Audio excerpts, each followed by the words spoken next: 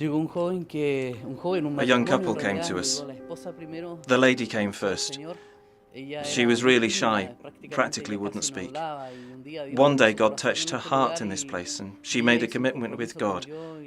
And she asked him to touch her husband. If you do, I believe my whole family will be changed.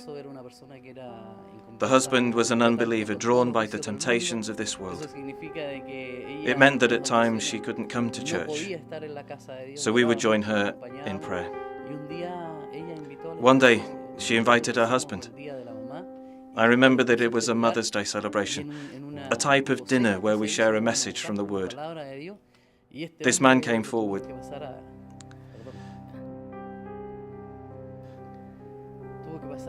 Touched by God, and said, I want to receive Jesus in my heart, because I didn't know him before. Obviously, all the memories of people that have come to Christ at this altar are very nostalgic memories. Early in 2010, the nation of Chile experienced the 5th largest earthquake since records began. Overnight, 2 million people became homeless. 500,000 homes were destroyed or badly damaged.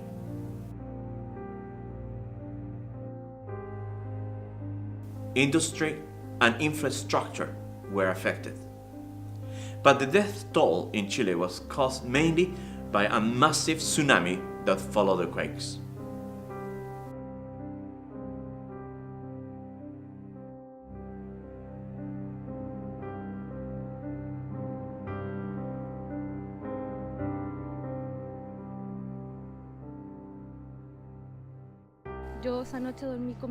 That night, I shared a room with my sister.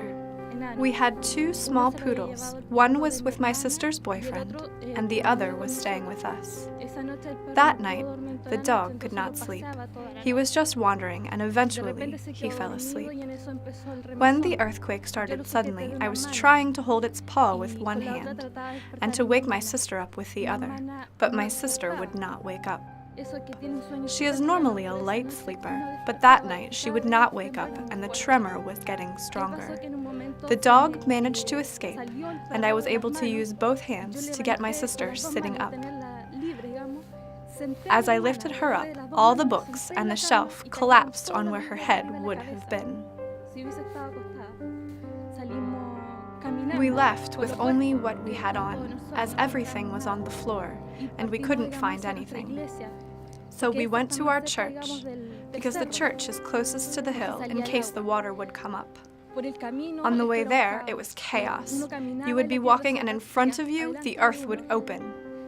People were running, cars were swerving. It was chaos until we reached the church.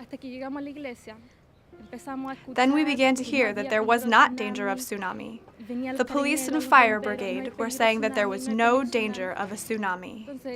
Because the house was still completely open, my father said he would go and close it with my brother. But we said, when one goes, we all go.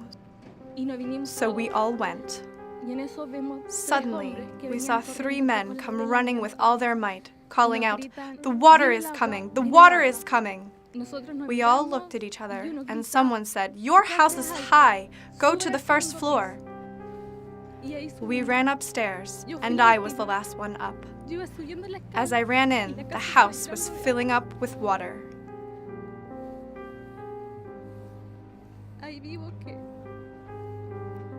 We saw that the water was rising and not stopping.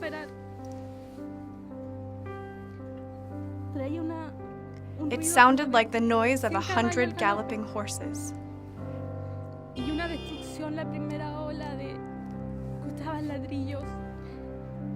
In the destruction the first wave brought, you could hear bricks cracking and wood breaking. There was a truck, abandoned, and within 10 minutes it had floated away like a nutshell. Houses were pulled from their foundations and dragged away. Vehicles were floating. Houses were crashing against each other. against wood, against posts, against anything that you could imagine. The hope that we have is the thing that the people around here need to hear. The Christians do know that God is with them, and as we give them these tools on how to deal with trauma and with the situation that they went through, it helped them to realize that they are normal, that they are okay, the Lord has been gracious, and as they praise, as they worship, they are able to help their neighbors as well, as our hope is greater than the here and now. But the area that was being neglected is the area of what people went through. And what we are helping now is starting the process of people dealing with their emotions, dealing with this trauma to face the future. One of the areas I think will need to be taken care of is the rebuilding of the churches in the area. There are about 20 buildings that have been destroyed. That needs to be renewed. But also, together with that, there are many Christians that lost their houses and their possessions, and no insurance. There is no culture of insurance here.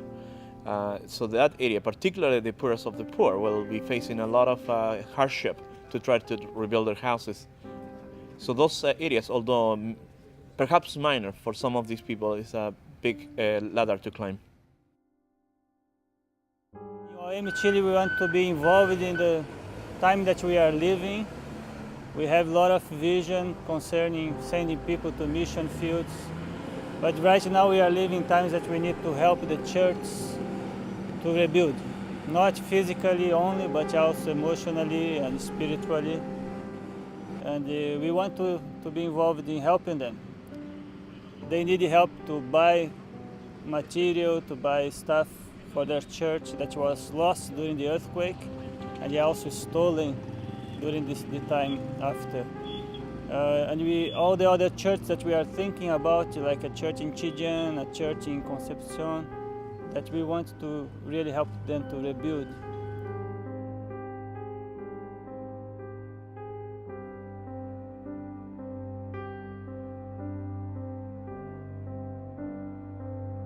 Government and industry will take years to rebuild the infrastructure and the economy of the country. For the people in Chile, this process will take much longer. They will live with the memories and the fear of this event for years to come. We believe that the church has an important part to play in all this, helping people to rebuild their lives and restore the community. We in OM are committed to helping our brothers and sisters in Chile to rebuild their places of worship so they can concentrate in the main task of reaching the unreached with the hope that is in Jesus. We cannot do this on our own, and we would like to invite you to take part with us in the rebuilding of the places of worship for our brothers and sisters there. Would you come alongside with us? We would like to invite you to contact your local OM office and contribute towards the rebuilding of churches in Chile. Hope starts here. Hope starts with you. Thank you for helping us.